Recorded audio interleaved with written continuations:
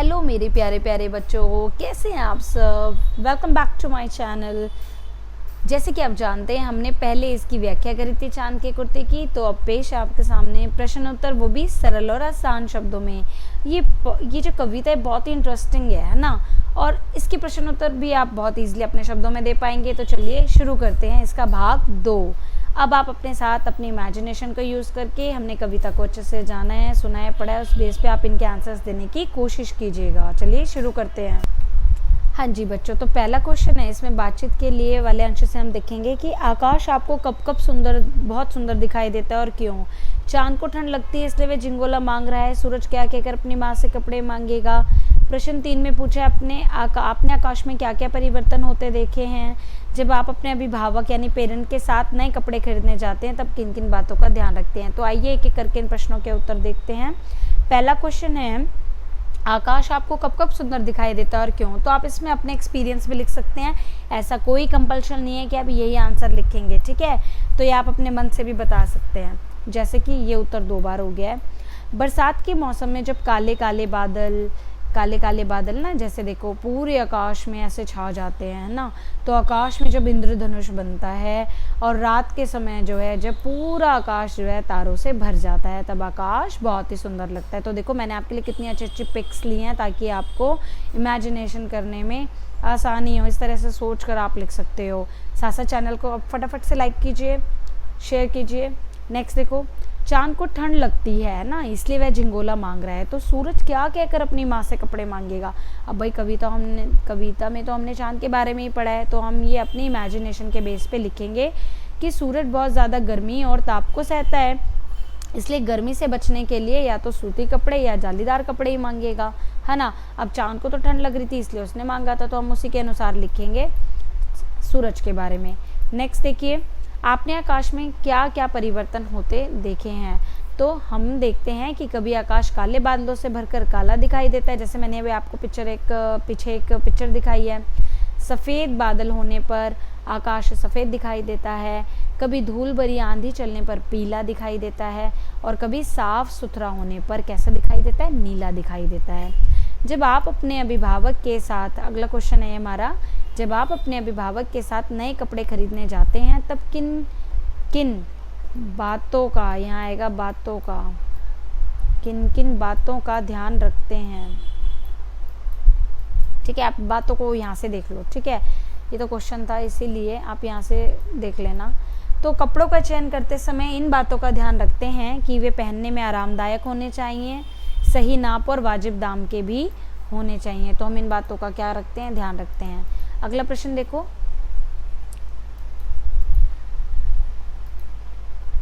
कविता से नीचे दिए गए प्रश्नों में 4 विकल्प हैं, ठीक है। इनमें से एक से अधिक विकल्प सही हो सकते हैं। सही विकल्प पर हमें क्या करना है, चांद का चित्र बनाना है। तो अब देखो बच्चों, वो क्या कह रहे हैं कि चांद की माँ से झिंगोला क्यों नहीं दे पा रही है। पहला है, चांद के पास पहले से ही बहुत झिंगोले हैं। नहीं, ये तो गलत ऑप्शन है, ऐसा तो हमने कविता में नहीं पढ़ा। चांद के शरीर का आकार घटता बढ़ता रहता है, बिल्कुल। तो आप यहाँ पर क्या करोगे, एक चांद बना दोगे। भाई मेरी ड्राइंग ना बहुत ही गंदी है, ठीक है, तो आप ऐसे चांद बना देना। चांद अपने वस्त्र संभाल कर नहीं रखता, ये तो गलत है। चांद की माँ भी कोई नया वस्त्र नहीं सिलवाना चाहती, तो ये भी मान सकते हैं। वैसे मोस्ट अप्रोप्रिएट अगर देखें तो यही है, क्योंकि उसका आकार घटता बढ़ता रहता है। तो हमारा राइट ऑप्शन क्या होगा, ख, ठीक है। अगला देखो, कविता में चांद के बदलते आकार का वर्णन करने के लिए किन शब्दों का प्रयोग किया है। तो एक तो इस शब्द का प्रयोग तो किया ही हमने कविता में पढ़ा है, आप अपनी उसमें भी देख सकते हो जो हमारी किताब है। 1 अंगुल भर चौड़ा भी किया है, 1 फुट मोटा भी किया है, ठीक है। तो इन सब में आप चांद बनाओगे, किसी दिन छोटा किसी दिन बड़ा, ये चारों के अंदर ही आप चांद बनाओगे, चारों का वर्णन है। अब है अगला प्रश्न, कविता में ठंड के मौसम का वर्णन करने के लिए किन किन शब्दों का प्रयोग किया है। तो ठंड के लिए देखो, ऊन का मोटा झिंगोला, सन सन चलती हवा, ऊन का मोटा झिंगोला। अब ऊन हम किस में यूज़ करते हैं, ठंड में ही करते हैं, तो ये सही है हमारा, आप इसमें चांद बना लेना। सन सन चलती हवा, वो भी ठंड में चलती है, तो ये भी ठीक है।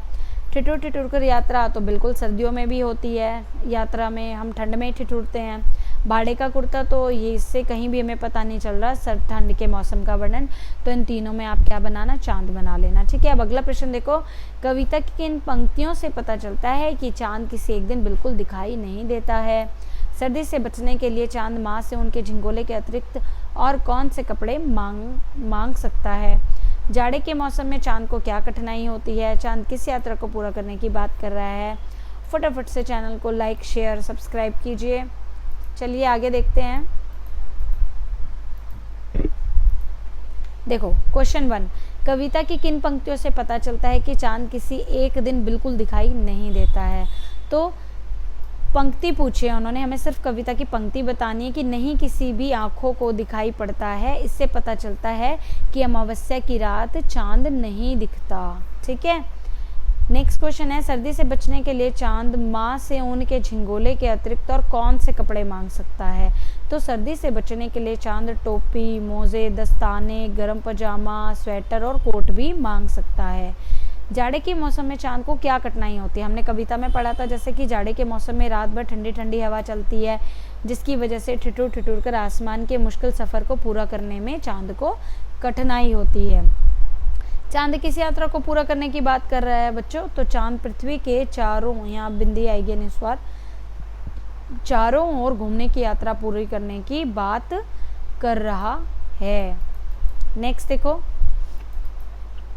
अब देखो अभिभावक और आप, जब नीचे दी गई बातें एवं घटनाएं होती हैं तब आपके अभिभावक क्या क्या कहते हैं या करते हैं, अपने अपने अनुभव कक्षा में साझा कीजिए। तो यहाँ पर कुछ सिचुएशन दी हैं, उस हिसाब से हम इसको एक एक करके अटेंड करेंगे। देखो पहला है, जब आप ठंडी रात में सोते समय अपने पैरों से कंबल या रजाई उतार फेंकते हैं तब आपके अभिभावक क्या करते हैं? तो ऐसा होने पर मम्मी या पापा हमारे पैरों को फिर से कंबल या रजाई से ढक देते, क्योंकि भाई ठंड है बहुत और आपको ठंड लग जाएगी, और सुबह जागने पर हमें ढंग से ओढ़कर सोने की सलाह देते हैं, एडवाइस करते हैं। या तो आप ये आंसर लिख सकते हो, या मम्मी कहती है पैर ढक लो नहीं तो ठंड लग जाएगी और बीमार पड़ जाओगे। आप इसमें अपने उत्तर से भी अपने शब्दों में भी लिख सकते हो। अगला देखेंगे, जब आप ठंड में आइसक्रीम खाने का हट करते हो तो ठंड में आइसक्रीम मत खाओ, नहीं तो तबीयत खराब हो जाएगी, जुकाम हो जाएगा, गला खराब हो जाएगा। आइसक्रीम खाने की हट करने पर इस प्रकार की हिदायत देते हैं आपके अभिभावक। तो आप ये ऑप्शन भी लिख सकते हैं। अब देखो अगले में क्या है, जब आप दूध पीने, हरी सब्जियां और फल आदि खाने से कतराते हैं तो आपके अभिभावक, जब आप दूध पीने, हरी सब्जियां, फल खाने से कतराते हैं तो क्या मम्मी समझाती हैं कि इन चीज़ों से ताकत मिलती है, दिमाग तेज़ होता है और पढ़ाई में ध्यान लगता है। ठीक है, अगला देखो, जब आप देर तक सोते हैं तो पापा कहते हैं या मम्मी कहती है जल्दी उठो, सुबह सुबह पढ़ाई करनी चाहिए, नहीं तो दिन भर क्या रहेगा, आलस रहेगा। अब अगला देखो, जब आपके घर को कोई शिकायत करने आता है या जब आपके अच्छे कामों के लिए आपकी प्रशंसा होती है या पुरस्कार होता है। इन दोनों के आंसर्स मैं आपको नेक्स्ट स्लाइड में आगे दिखा रही हूँ।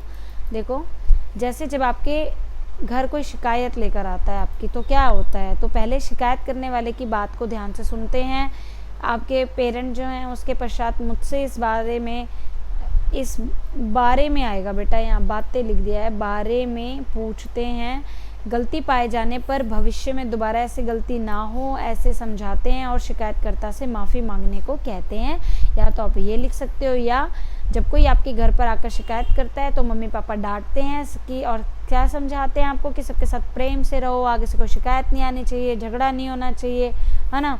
अब अगला क्वेश्चन है, जब आपके अच्छे कामों के लिए आपकी तारीफ होती है, प्रशंसा होती है, पुरस्कार मिलता है, तब ऐसा होने पर मेरे माता पिता बहुत खुश होते हैं तथा उनका 2 बार रिपीट हो गया, उनका सीना गर्व से चौड़ा हो जाता है और इसी प्रकार कड़ी मेहनत करने और सफलता प्राप्त करने के लिए प्रोत्साहित करते हैं। या आप क्या लिख सकते हो कि जब आपके अच्छे कामों के लिए आपकी प्रशंसा होती है तो माता पिता कहते हैं शाबाश, ऐसे ही अच्छा काम करते रहो। मैं भी आपको बोलूँगी शाबाश, चैनल को लाइक, सब्सक्राइब, शेयर करते रहो, वेरी गुड। आगे देखो चलो अब नेक्स्ट, अनुमान और कल्पना से क्या है कि माँ अपनी माँ से चांद का दुखड़ा कैसे बताएंगे, आप अपनी माँ से चांद का दुखड़ा कैसे बताएंगे। जैसे कि मम्मी देखो ना बेचारे चांद को किस प्रकार भरी सर्दी में आकाश के अंदर बिना कपड़ों के यात्रा कर रहा है, मुझे उस पर दया आ रही है। क्या आपके पास ऐसा कोई उपाय नहीं है जिससे चांद को ठंड भी ना लगे और उसकी यात्रा भी पूरी हो जाए। अब नेक्स्ट क्वेश्चन है, गर्मी और वर्षा से बचने के लिए चांद अपनी माँ से क्या कहेगा? तो वह किस प्रकार के कपड़ों एवं वस्तुओं की मांग कर सकता है? तो चांद कहेगा, माँ गर्मी में एक पतला सूती कुर्ता दिलवा दो और बरसात के लिए छाता, रेनकोट और जूते चाहिए। चांद अपनी माँ से जैसे कि ठंडे पदार्थ जैसे आइसक्रीम, लस्सी और कूलर, एसी की मांग करेगा। और वर्षा से बचने के लिए क्या करेगा? छाते की या बड़ी सी कोई बरसाती होती है ना, वो पॉलीथीन से होती है बड़ी सी, जिससे कवर कर लेते हैं, उसकी मांग करेगा। अगला प्रश्न है, चांद ने माँ से कुर्ता किराए पर लाने के लिए क्यों कहा होगा? तो इसमें है ना, हम अपनी कल्पना से भी लिख सकते हैं कि चांद को लगा होगा कि कपड़ा खरीदकर और उसके विभिन्न नाप, अब ये नाप 2 बार आ गया, नाप के कुर्ता सिलवाने में अधिक पैसा और वक्त लगेगा, जबकि किराए पर लाने में पैसा और वक्त तो कम लगेगा ही, साथ ही विभिन्न नाप के कपड़े आसानी से, ये आसानी भी 2 बार आ गया, आसानी से उपलब्ध हो। ठीक है।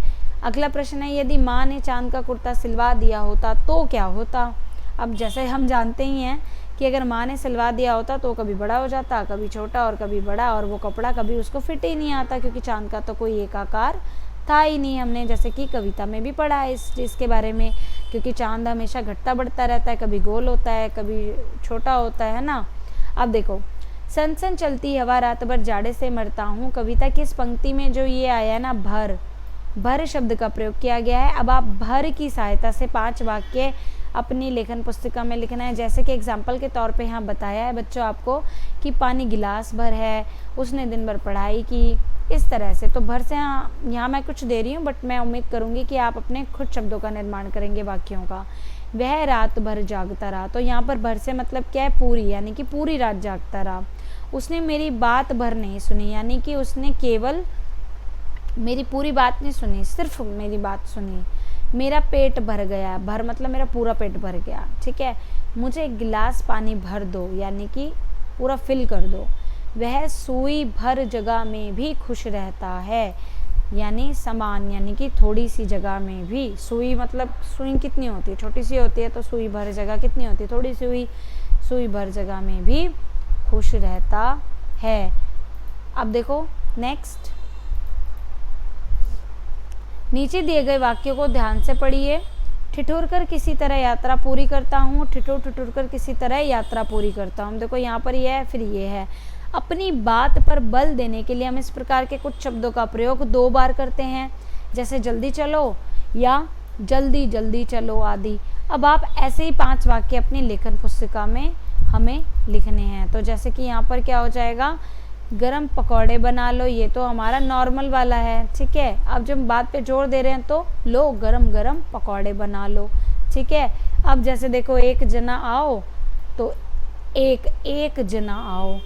वह फुदक कर मेरे पास आया, तो वह फुदक कर मेरे पास आया। बारिश रुक कर हो रही थी, तो बारिश रुक कर हो रही थी। उसका रोकर बुरा हाल हो गया, यहाँ नहीं आएगा, यहाँ आएगा अल्प विराम। तो उसका रो कर बुरा हाल हो गया। तो यहाँ हमने अपनी बात को जोड़ देने के लिए क्या, आप भी अपने शब्द नए वाक्य बनाएंगे।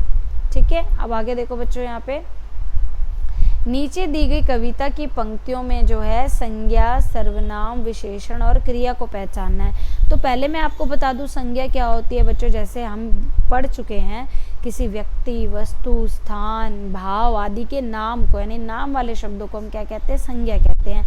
सर्वनाम क्या होता है? जो संज्ञा की जगह शब्द प्रयोग में होता है। जैसे मैंने बोला राम कल स्कूल आएगा। ठीक है।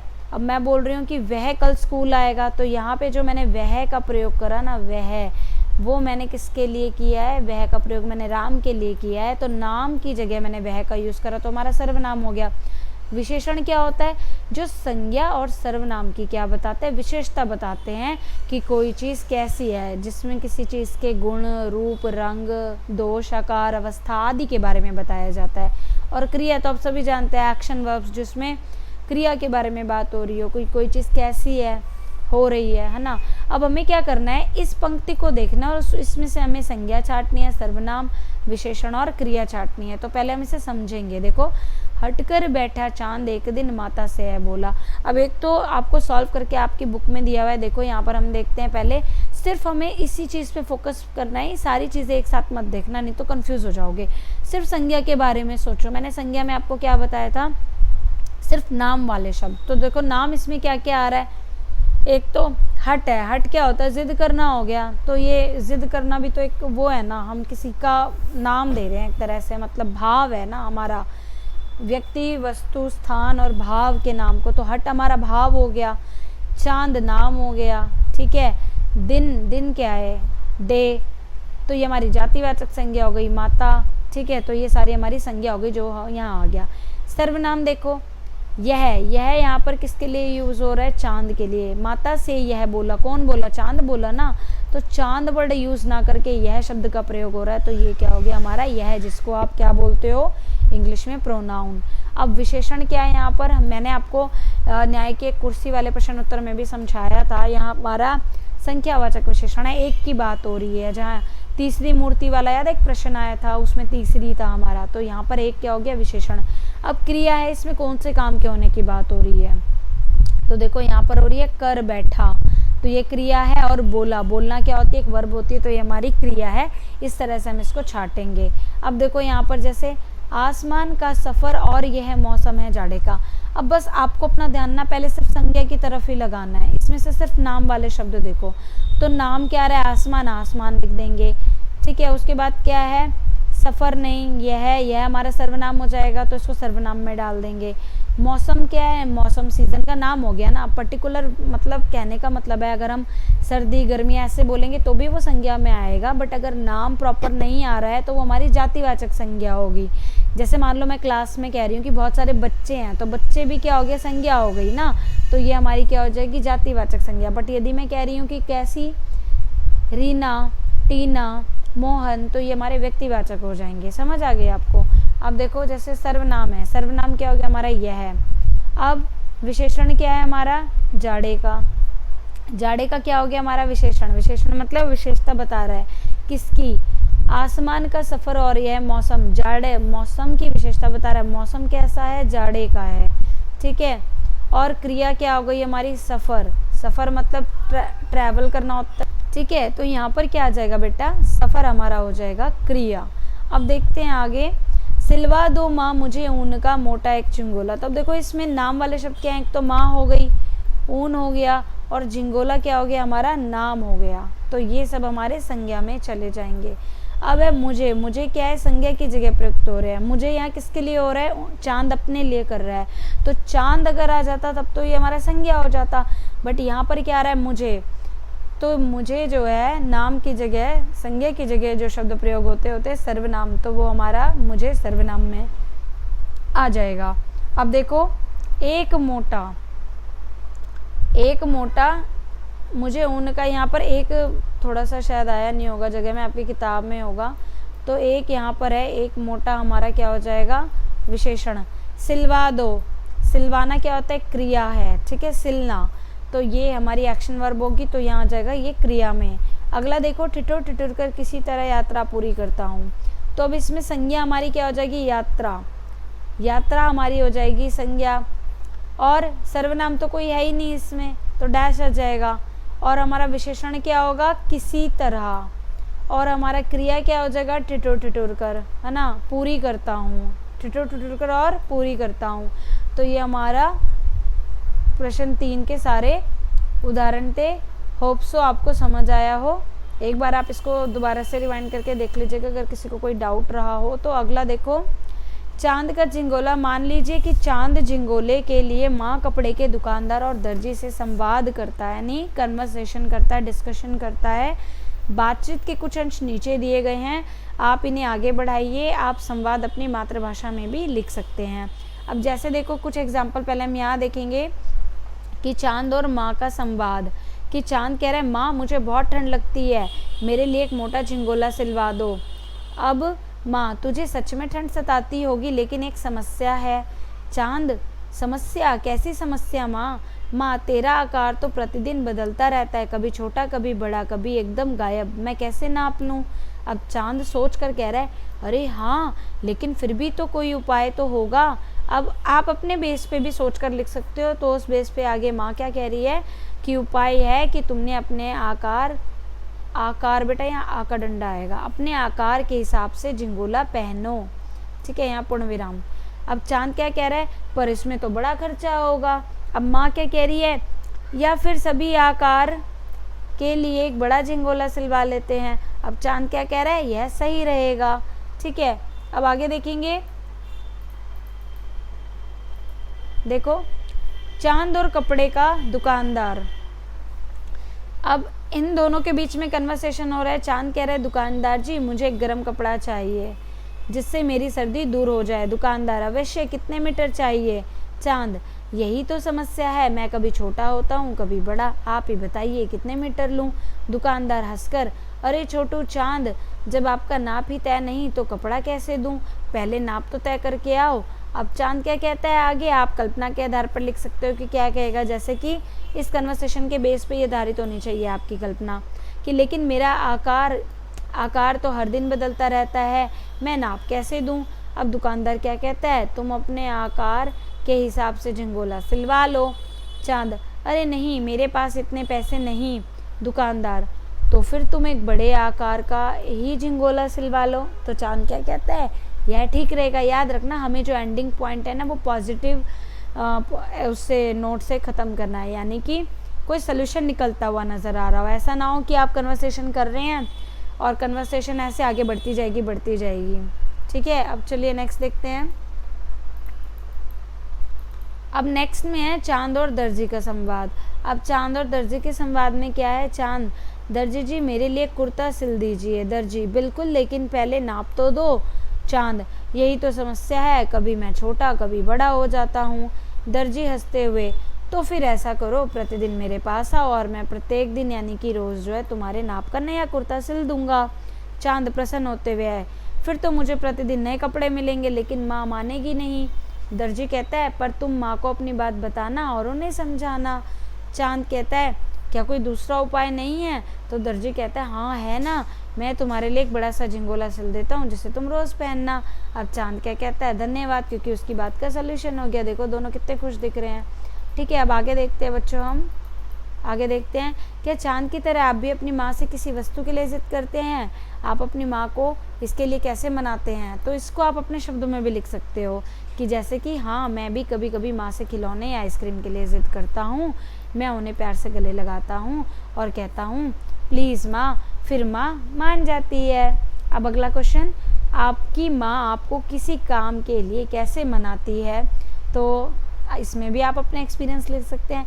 तो आप लिखेंगे कि माँ मुझे प्यार से समझाती है और कहती है कि अगर मैं काम करूँगा तो मुझे मेरी पसंदीदा चीज़ मिलेगी, फिर मैं खुशी खुशी वह काम कर देता हूँ। अब है गर्मी, सर्दी या वर्षा से बचने के लिए आपकी माँ आपको क्या कहती है अथवा क्या क्या करती है? तो आप आपके घर में जो जो बातें आपकी माँ आपको कहती है आप वो भी लिख सकते हो। जैसे कि गर्मी में माँ मुझे नींबू पानी या सत्तू देती है, और सर्दी में मुझे स्वेटर और गर्म दूध या हल्दी वाला दूध देती है। बारिश में छाता या रेनकोट देती है और कहती है कि बारिश में सड़क पर ध्यान से चलना। इस तरह की बातें आप लिख सकते हो। अब देखते हैं नेक्स्ट है, सोचिए समझिए और बताइए कि कविता में चांद अपनी माँ से बातें कर रहा है। मान लीजिए कि चांद बोल नहीं सकता, अब वह अपनी माँ को अपनी बात कैसे बताएगा? तो अगर चांद बोल नहीं सकता है तो वह अपनी माँ को भी इशारों से, चित्रों या हाव भाव से अपनी बात बताएगा। वह आसमान में अपनी चमक कम या ज़्यादा करके संकेत कर सकता है, या फिर आसमान के बादलों से आकृति यानी कि शेप बनाकर अपनी बात समझा सकता है। अब है बच्चों अगला प्रश्न कि मान लीजिए कि चांद का एक मित्र है, दोस्त है, ठीक है, जो देख नहीं सकता। अब चांद उसे अपने बदलते हुए आकार के बारे में कैसे समझाएगा?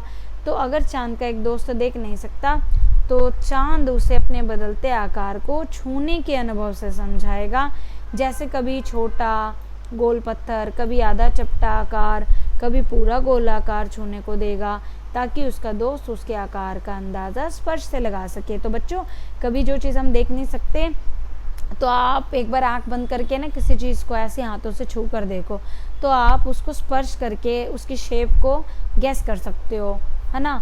तो हेलन केलर के बारे में भी हमने सुना है, पढ़ा है, तो इस तरह से वो भी किया करती थी। देखो अब आगे विज्ञापन देखो, चांद की माँ की विशेष घोषणा। क्या आप हैं सबसे कुशल दर्जी? क्या आप सिल सकते हैं ऐसा कुर्ता जो प्रतिदिन आकार में भी फिट आए? समस्या क्या है? ये एक विज्ञापन दिया जा रहा है, ठीक है। विज्ञापन मतलब जैसे कि एडवर्टीज़मेंट जो आप देखते हो जिसमें समस्या बताई जाती है, अपनी रिक्वायरमेंट बताई जाती है।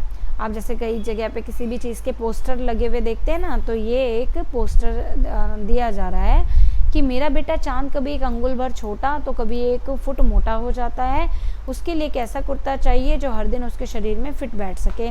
अब आवश्यकता क्या है? ऐसा कुर्ता जो अपने आप छोटा बड़ा हो सके, ऊन का मोटा झिंगोला ताकि ठंड से बच सके। यदि कुर्ता नहीं बन सकता तो भाड़े का भी चलेगा। अब पुरस्कार क्या दिया जाएगा? जो भी दर्जी इस अद्भुत कुर्ते को सिलने में सफल होगा उसे मिलेगा विशेष पुरस्कार।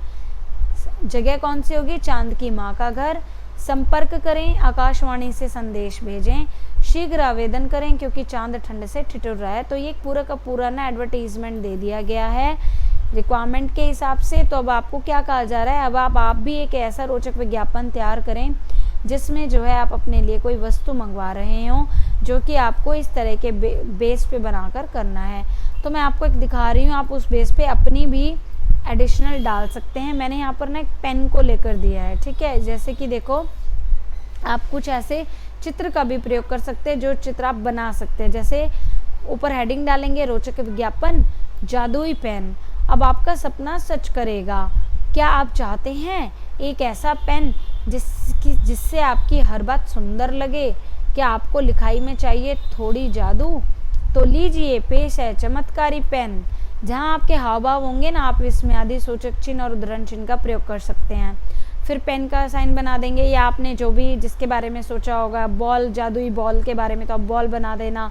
जिस भी चीज़ के बारे में, जादुई बोतल, जादुई पेंसिल, तो उसका बना के उसको और बहुत ज़्यादा आप आकर्षक बना सकते हो। फिर आप उसके गुणों के बारे में बताएंगे, जैसे कि जो ना केवल सुंदर लिखता बल्कि आपकी सोच को शब्दों में ढाल देता है। यहाँ पे मैं है बच्चों, ठीक है। लाभ क्या है? आपकी लिखावट हो जाएगी मोती जैसी सुंदर। परीक्षा में उत्तर याद ना हो, यह पेन मदद करेगा। कोई रचनात्मक लेख लिखना हो, बस लिखते जाइए, विचार अपने आप आते जाएंगे। देखो कितना अच्छा पेन है। साथ में फ्री मिलता है एक जादुई रबड़। यहाँ पर बच्चों रबड़ है, ये थोड़ा सा इमेज में ढक गया है तो मैं यहाँ पर आपके लिए लिख देती हूँ जादुई, एक सेकेंड, ठीक है। यहाँ पर आप लिख लिए जादुई रबड़, ठीक है। अब इस पेन के साथ क्या मिल रहा है? रबड़, जो आपकी गलतियां ऐसे मिटाएं जैसे कभी थी ही नहीं। तो देर किस बात की, मैंने तो मंगवा लिया अपना चमत्कारी पेन, अब आपकी बारी है। ऑर्डर करें अभी, कुछ भी आप ऐसे मनगढ़ंत नंबर लिख देना, अपना ओरिजिनल नंबर मत डालना, पर कॉल करें या www. अपना नाम डाल के .com पर जाएं। ऑफर सीमित समय के लिए, क्योंकि पेन है तो पावर है, एक स्लोगन डाल दीजिए। इस तरह से करके आप आकर्षक बना सकते हैं, ठीक है। अब देखो नेक्स्ट, यहाँ पर देखो बच्चों, पुस्तकालय एवं अन्य स्रोत में आपको ये दिया गया है कि पुस्तकालय में चांद, सूरज, तारे, आकाश आदि पर बहुत सी रोचक, मनोरंजक और ज्ञानवर्धक पुस्तकें अवश्य उपलब्ध होंगी। तो उन पुस्तकों को ढूंढकर पढ़िए और उनके बारे में कक्षा में भी चर्चा कीजिए। अपने शिक्षक, पुस्तकालय प्रभारी और मित्रों की सहायता से चांद और सूरज की बदलती स्थितियों की और भी जानकारी प्राप्त कीजिए और यह भी पता लगाइए कि चंद्र ग्रहण और सूर्य ग्रहण कब कब होते हैं और क्यों होते हैं। आप अपने माता पिता या अभिभावक से भी इनके बारे में बात कर सकते हैं। तो देखो यहाँ पर आपको ना ये चंद्र ग्रहण और सूर्य की मैंने एक साथ कुछ पिक्स दिखाई हैं और अब हम इन्हें एक एक करके समझेंगे, ठीक है। देखो यहाँ पर चंद्र ग्रहण तब होता है जब पृथ्वी सूर्य और चंद्रमा के बीच में आ जाती है, जिससे पृथ्वी की जो छाया है वो चंद्रमा पर पड़ती है और चंद्रमा कुछ समय के लिए दिखाई नहीं देता या क्या धुंधला दिखाई देता है। जैसे कि देखो ये चित्र देखो, चंद्र ग्रहण में क्या है, ये जो अर्थ है ना, ये क्या होती है, अर्थ सूर्य है और यहाँ चंद्रमा है, इसके बीच में आ जाती है और जो पृथ्वी की छाया है, ये जो आप देख रहे हो ना, पृथ्वी की जो छाया है वो किस पर पड़ती है, चंद्रमा पर पड़ती है। और चंद्रमा कुछ समय के लिए, यानी इसका रिफ्लेक्शन चंद्रमा पर पड़ता है पृथ्वी का, और वो दिखाई नहीं दे, चंद्रमा कुछ समय के लिए दिखता नहीं है, तो या धुंधला दिखता है, जिससे चंद्र ग्रहण होता है। अब हम बता रहे हैं आपको सूर्य ग्रहण क्या होता है। तो सूर्य ग्रहण तब होता है जब जो है चंद्रमा पृथ्वी और सूर्य के बीच आ जाता है। यहाँ देखो, जैसे जब चांद आ जाता है पृथ्वी के और सूर्य के बीच में, जिससे सूर्य का प्रकाश जो है पृथ्वी पर आने से आंशिक या पूर्ण रूप से बाधित हो जाता है। सूर्य ग्रहण केवल अमावस्या के दिन ही होता है। आगे देखेंगे, बूझो तो जाने तन है मेरा हरा भरा, रस से रहता सदा भरा, भीतर से हूँ मैं लाल, प्यास बुझाकर पूछूं हाल। तो वाटरमेलन यानी कि तरबूज। हम दोनों हैं पक्के मित्र, करते रहते काम विचित्र, 5 सेवक है साथ, लेकिन करते कभी ना बात, तो ये है हाथ। देखो ये सारे क्या है, पक्के मित्र हैं, काम करते हैं, 5 सेवक हैं, है ना, और बात कभी नहीं करते, साथ रहते हैं, तो ये हमारा हाथ है। ठीक है बच्चों। अब देखो, जागो प्यारे, तो इसमें एक प्यारी सी कविता दी गई है। उठो लाल अब आँखें खोलो, पानी लाई हूँ मुँह धो लो, बीती रात कमल दल फूले, उनके ऊपर भौरे झूले, चिड़िया चहक उठी पेड़ों पर, बहने लगी हवा अति सुंदर, नभ में नारी लाली छाई, धरती ने प्यारी छवि पाई, भोर हुआ सूरज उगाया, जल में पड़ी सुनहरी छाया, ऐसा सुंदर समय न खो, मेरे प्यारे अब मत सो। तो ये प्यारी सी कविता लिखी अयोध्या सिंह उपाध्याय हरिऔध ने, ये इनका सरनेम है। देखो सुंदर सा चित्र है, सूरज उगा हुआ है, बच्चा खुले आसमान में सो रहा है, नेचर का कितना ब्यूटीफुल सीन है, माँ प्यार से उठा रही है, बच्चा खुश होकर उठ रहा है ना। तो अब देखो इसमें जो है आपको यहाँ पे हमने यहीं तक हमारा पूरा पार्ट ख़त्म हो जाता है। और चैनल को फटाफट से लाइक शेयर सब्सक्राइब कर दीजिए, और मिलते हैं अगले पार्ट में। Till then take care, bye bye.